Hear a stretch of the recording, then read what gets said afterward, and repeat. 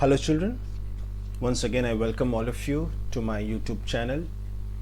Today we'll be discussing another beautiful poem from the book First Flight, Class 10 CBSE, and that is Amanda, written by Robin Klein. It's a beautiful poem, my dear children, that talks about the sensitive behavior of children. The mindset of a child is well explored by the poet in this poem. So let's discuss this poem in detail. So before that, we will discuss about the poet. Robin McCormack Klein is an Australian author of books for children. She was born on 28 February 1936 in Kempsey, New South Wales, Australia, and now resides near Melbourne. Several of her other books have received awards in Australia. So, my dear children, the name sounds as if the poet is a male, but actually she is a poetess, and she is an Australian poetess, and she was born on 28 February 1936 in New South Wales. And she has written many books, especially for children, and for that she has also received many awards. At presently, she is residing near Melbourne, and she is known for writing beautiful stories, especially for children. So that was about the poet. Now we'll discuss this poem. Every child feels that she or he is controlled and instructed not to do one thing or another. You too may feel that your freedom is curtailed. Write down some of the things you want to do, but your parents, elders do not allow you to. To read the poem aloud, form pairs, each reading alternate stanzas. You are in for a surprise. So, my dear children, it normally happens with all of you also, because at this tender age, when our parents, when the instructors, when they prevent us from going in our own ways, we feel as if our freedom is curtailed. My dear children, अक्सर ये बच्चों के साथ देखा गया है कि बच्चों को जब रोका जाता है कोई काम करने से, उन्हें मना किया जाता है, तो उन्हें ऐसा लगता है जैसे उनकी आज़ादी उनसे छीन ली जा रही है. कर्टेल्ड मीन्स रिड्यूस, कम हो जाना. उन्हें लगता है कि उनके माँ बाप बेवजह उन पर पाबंदियाँ लगा रहे हैं और बेवजह उनको अपने तरीके से जीने नहीं दे रहे, और ये बच्चों की अक्सर ये धारणा होती है. But what happens when these children, when they grow up and when they become adult, then they actually realize that what their parents were saying was absolutely correct.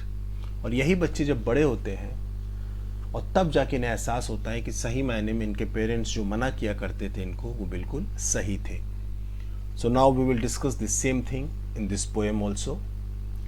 Now this poem is about, it's a kind of conversation taking place between a mother and her daughter.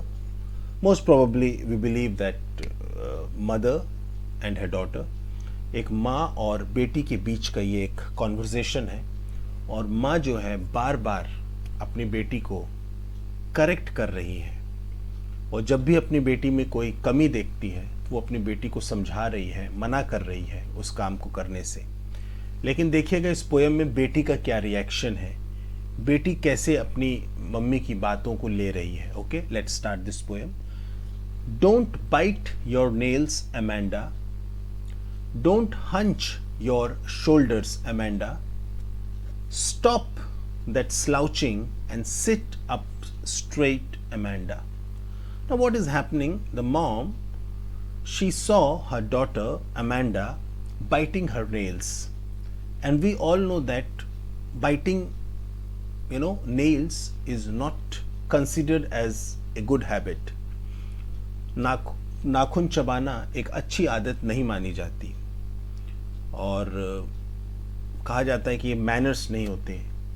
वैसे ही what is happening here, when the mother, when she saw her daughter Amanda biting her nails, she is literally telling her not to do so. वो मना कर रही हैं कि ऐसा काम वो ना करें. Then in the second line, don't hunch your shoulders, Amanda.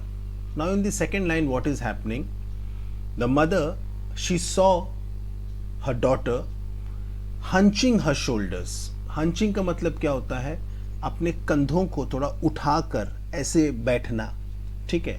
और कहा जाता है कि अगर आप इस तरीके से ज़्यादा देर तक बैठेंगे, कंधों को थोड़ा सा उठाकर ऊपर की तरफ इस तरह बैठेंगे, तो क्या होगा कि समय के साथ साथ जब वंस यू ग्रो अप, जब आपकी उम्र हो जाएगी, तो एक प्रकार से आपके कंधे वैसे ही हो जाएंगे, and then you won't be able to correct it. ठीक है. So that is what happening here. Mother is again correcting Amanda and she is telling her not to hunch her shoulders. Stop that slouching and sit up straight, Amanda. Now in the third line what is happening? Mom again she saw her daughter Amanda slouching. Slouching means what? To bend, झुकना. You might have heard, especially from our elders, they always instruct us to sit straight, so that our backbone must be in a straight position. अक्सर आपने देखा होगा, जो हमारे घर के बड़े बुजुर्ग हैं वो हम अक्सर कहा करते हैं कि तन कर बैठो, झुक कर नहीं बैठना चाहिए. The reason behind is the backbone is very sensitive. और फिर क्या होता है कि एज के साथ साथ फिर क्या हो जाता है कि हमारा बॉडी पॉस्चर जो होता है वो ऐसे ही झुका हुआ हो जाता है. ठीक है. So that is why normally our elders, they always say to sit straight, and the same thing is happening here also. Mother जो है अमेंडा को कह रही है झुक के मत बैठो. शायद अमेंडा झुक के बैठी होंगी. So in a way, whatever instructions mother is giving to Amanda, they all are correct. वो सब कुछ सही है. ठीक है. But the girl Amanda is not taking these instructions in a positive way. लेकिन उस बच्ची को, अमेंडा को, ये सारे इंस्ट्रक्शंस सही नहीं लग रहे. ठीक है. उस बच्ची को ऐसा लग रहा है जैसे मेरे आज़ादी पर रोक लगाने की कोशिश की जा रही है. ठीक है. See, this particular stanza is from mother's side. Now the second stanza would be from Amanda's side. Let's see what is that. Now Amanda is literally she is in a state of imagination. वो कुछ कल्पना कर रही है, सोच रही है. क्या कल्पना कर रही है? There is a language emerald sea where the sole inhabitant is me, a mermaid drifting blissfully. Okay. Now what is happening? अब माँ डांट रही है अमेंडा को, और इस स्टैंजा में अमेंडा अपनी माँ की बात पर ध्यान ना देते हुए वो कुछ और कल्पना कर रही है. वो क्या सोच रही है? There is a languid emerald sea. Okay. वो सोच रही है कि एक समुद्र है जिसका रंग कैसा है? ग्रीन है. Emerald, emerald it actually emerald is related to green colour. ठीक है. सो वो सोच रही है कि एक समुद्र है जो हरे कलर का है और बहुत ही शांत समुद्र है. वाई शी इज टॉकिंग और why she is thinking of calm sea? Because she want peace. She doesn't want her mother to scold her. She doesn't want her mother to correct her. Amanda नहीं चाहती कि उनकी माँ उनको डांटे या उनकी माँ उनको करेक्ट करे. उन्हें शांति चाहिए अमेंडा को. इसलिए अमेंडा सोच रही है कि मैं एक ऐसे जगह पर हूँ जहाँ पर शांति ही शांति है, समुद्र भी शांत है, और where the sole inhabitant is me. और soul means वहाँ पर कोई नहीं है सिवाय मेरे. I am the only one. ठीक है. उस वहाँ पर मैं सिर्फ अकेली हूँ. Inhabitant means what, I am the only person there, मैं अकेली वहाँ पे एक इंसान हूँ और कोई नहीं है।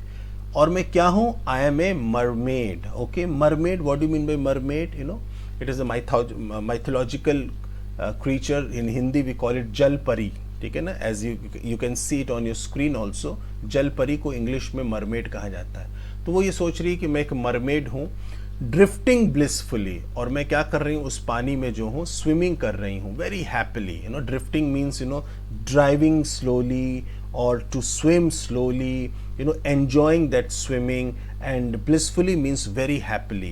Nobody is there to scold her, nobody is there to instruct her, nobody is there to correct her, and she is very happy. तो वो एक सोच रही है कि काश मैं एक ऐसे जगह पे चली जाऊं और मैं एक जलपरी बनकर इस तरीके से आराम से जो है वहां पर मैं पानी के अंदर जो हूँ घूमते रहूं हैप्पीली, कोई डांटने वाला ना हो मुझे, ठीक है। Now we'll come to the third stanza. Again, what is happening? Mom is correcting Amanda. Did you finish your homework, Amanda? Did you tidy your room, Amanda? I thought I told you to clean your shoes, Amanda. Now see again what is happening. Mom is asking Amanda, what about your homework? क्या तुमने अपना homework पूरा किया? Did you tidy your room? क्या तुमने अपने room को clean किया? Tidy means, you know, to make it neat and clean. I thought I told you to clean your shoes, है ना, मैंने तुम्हें अपने जूते क्लीन करने के लिए कहे थे अमेंडा, क्या तुमने वो किया? Now see what is happening here, mom is actually telling all this things in a positive way and in a good sense. My जो कुछ भी कह रही है वो एक अच्छे सेंस में कह रही है। होमवर्क करना it's a good thing, to keep your room neat and clean it's a good thing, to keep your shoes, you know, neat and clean, it's a good thing, there is nothing wrong in that. But what happens at that tender age, these things we feel as if these things are against us. लेकिन उस उम्र में हमें वो सारी चीज़ें बुरी लगती हैं, ठीक है। कोई अगर हमसे कहे होमवर्क करने के लिए तो हमें बुरा लगता है, कोई हमें कहे कि रूम अपना साफ करो तब हमें बुरा लगता है। So again mom is instructing her. Okay, now let's see what is the reaction of Amanda.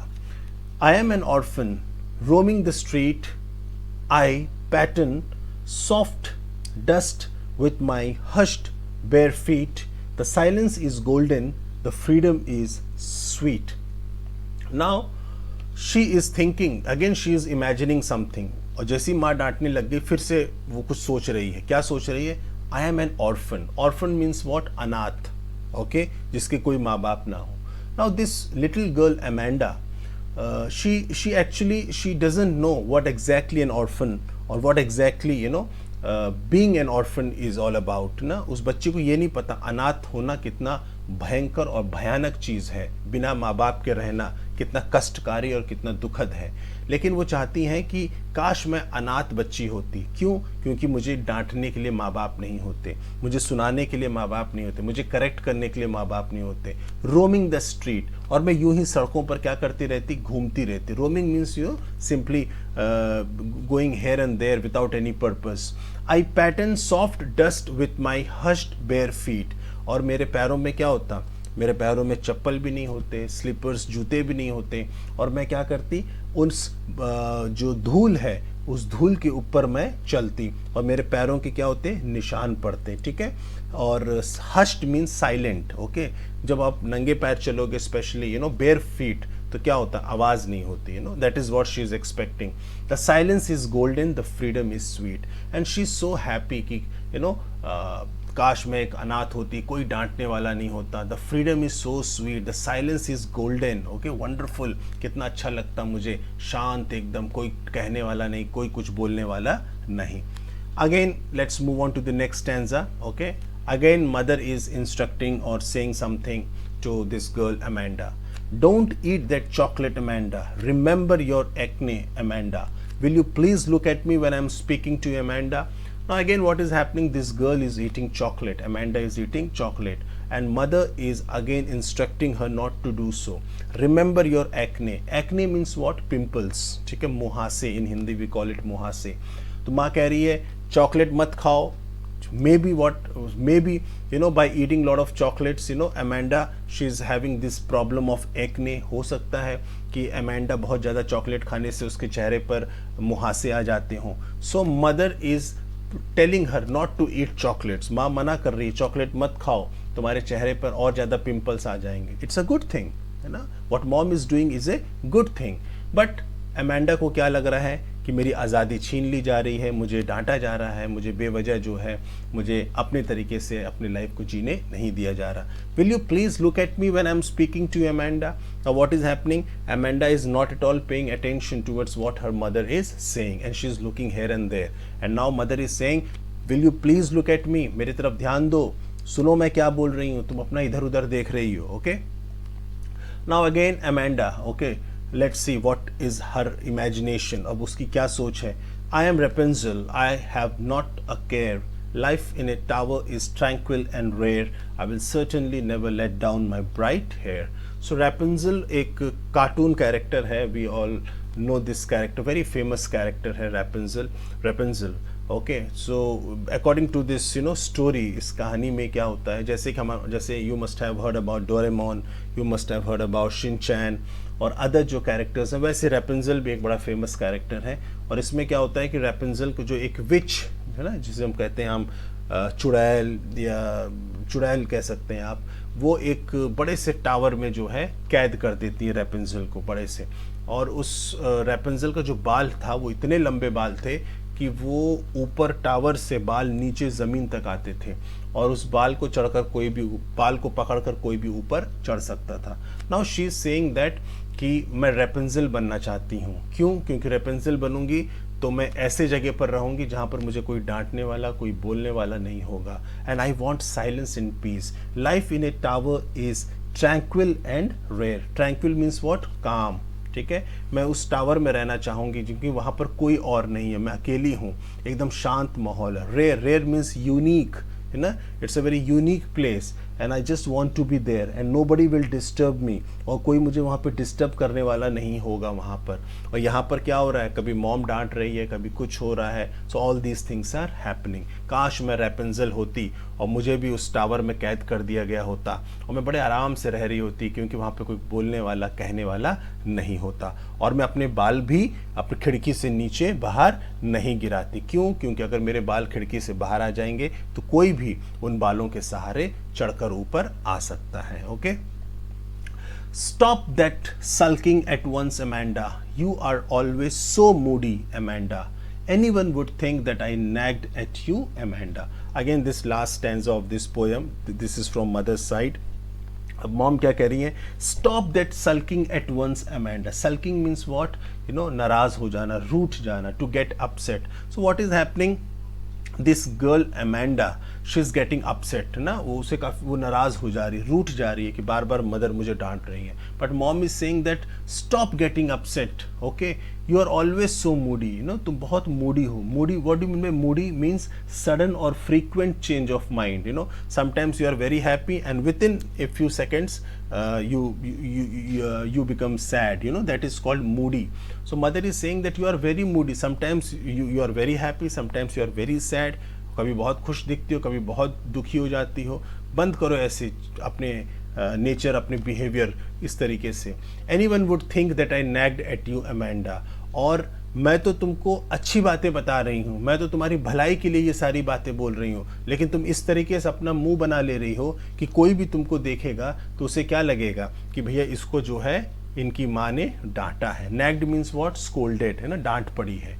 तो जब आप मुंह उतार कर दुखी होकर बैठ जाओगे तो व्हाट विल हैपन, पक्का लोगों को लगेगा यार पक्का इस बच्ची को किसी ने डांटा है, इसकी मदर ने लगता है इसको डांटा, इसलिए ये नाराज है. So that is why mother is saying that कि इस तरीके से अपसेट मत बैठो. इस तरीके से बैठने से लोग क्या सोचेंगे कि मैंने तुम्हें डांटा है. But the fact is what, mother is not scolding her, but in a way mother is trying to correct her. In a way mother is trying to tell her the good things. She is literally trying to inculcate good habits in that girl. और बल्कि mother क्या कर रही हैं, अच्छी आदतों को अपनी बेटी अमेंडा के अंदर डालना चाहती हैं. So this was the poem my dear children, Amanda, and I hope that you have understood this poem. Let's see a few poetic devices also. First is alliteration. You know very well what is alliteration. When consonant sound is repeated again and again in a sentence, in a phrase or in a clause, that is called alliteration. ठीक है, जब कोई consonant sound bar बार repeat हो तो वो alliteration कहा जाता है. Let's see this example in this line, stop that slouching and sit up straight. Now in this line, my dear children, you might have noticed that S sound is repeated.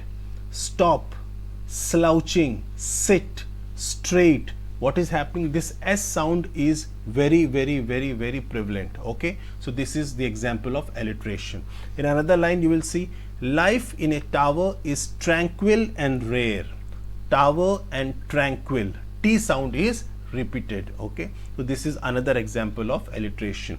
You will find a few more examples of alliteration in this poem, but just to give you an idea, I have gone for these two examples. Then coming to metaphor. Okay, this poetic device is used when indirectly a comparison is made between two different things.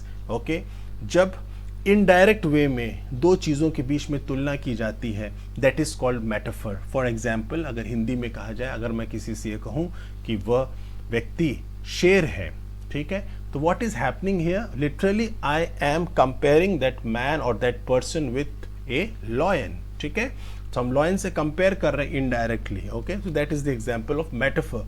In this poem also the girl Amanda is comparing herself to a mermaid. So this is an example of metaphor.